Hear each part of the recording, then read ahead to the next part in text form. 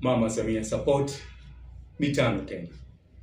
Watanzania, kuna watu wanaendelea kutuletea unafiki na uchochezi katika taifa letu la Tanzania eti wagomee uchaguzi wa Oktoba mwaka huu, ilhali wao kwenye chama chao wenyewe kwa wenyewe wanapigana mpaka kuumizana na kulazana mahospitali za chini ya kapeti ambazo tumezipata sisi, ambao ndio timu kazi ya Mama Samia kwa chama cha Chadema.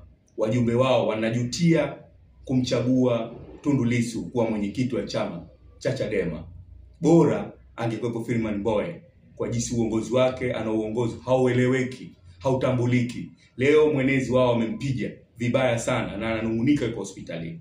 Leo kiongozi huyo anakuja ndani ya taifa letu la Tanzania lililotulia, lililosimamiwa vilivyo amani na wasisi wetu na mama yetu kipenzi Samia Suluhu Hassan, anaendelea kusimamia yale walioacha na wasisi wetu. Anataka kutuvurugia kwa kuja na neno la no reform, no election. Hakika huyu mtu haiko sahihi. Ni wasii wananchi wa Tanzania, chama ni kimoja tu ndani ya Tanzania hii, ni Chama cha Mapinduzi CCM.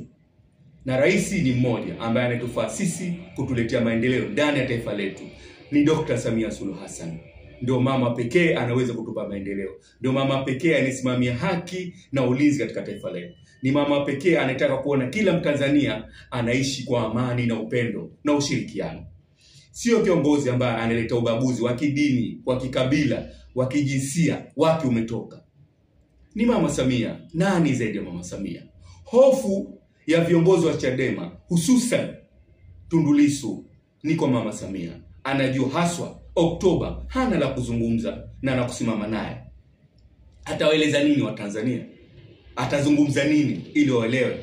Tumeona fuara Mama Samia inavyoendelea, lakini wapo watu lengo yao kutuvuruga na kutuchafulia amani tulionayo. Hili hatuwezi kukubaliana nalo. Nasema tena, ni Mama Samia pekee ndio anaweza kutusimamia sisi. Ni Mama Samia pekee ndio anaweza kutuletea maendeleo. Ni Mama Samia pekee hatotubagua.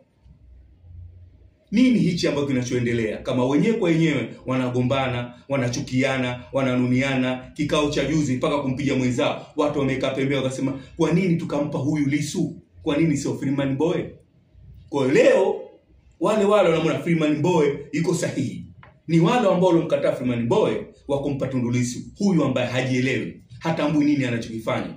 Wa Tanzania, tuacheni kubebeshwa chuki, tuacheni kubebeshwa fitna, tuacheni kubebeshwa fujo ili taifa letu linge ndani ya fujo. Tunaona maeneo mingi yanavinga katika matatizo. Leo uchaguzi umekaribia. Leo muda umefika sahihi wa kumchagua yule jemedari wetu Mama Samia Suluhu Hassan. Wanakuja watu wanasema